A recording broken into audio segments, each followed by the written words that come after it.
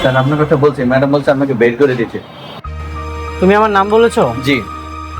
Hello everyone, কি অবস্থা সবার? হোপলি সবাই অনেক বেশি ভালো আছেন। আজকের এই ভিডিওতে আমি আপনাদের সাথে কথা বলবো বর্তমান সময়ের অন্যতম জনপ্রিয় একটি ধারাবাহিক নাটক গরিব ঘরের রাজপুত্র নাটকের 25 নম্বর এপিসোড নিয়ে।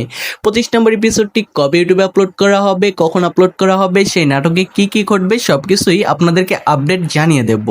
তার আগে আপনাদের মাঝে ছোট্ট একটি ঘোষণা আছে। আপনাদের মাঝে কি এমন কেউ আছেন যিনি গরিব ঘরের রাজপুত্র নাটকের 1 থেকে 24 নম্বর যতগুলো এপিসোড ইউটিউবে আপলোড করা হয়েছে সবগুলো পর্বই দেখেছেন?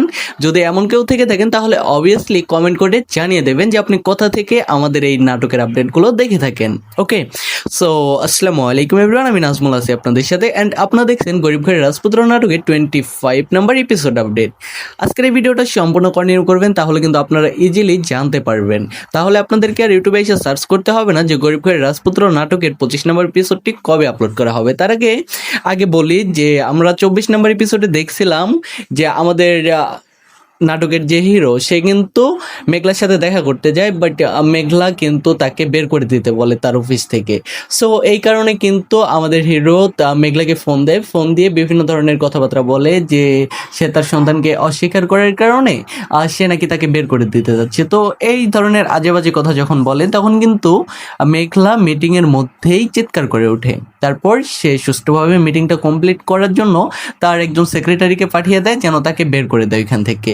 সো তারপর যখন গিয়ে সে হিরোকে বলে তখন বলে যে আমি এখানে যাব না, মেঘলার সাথে দেখা করে তারপর যাব।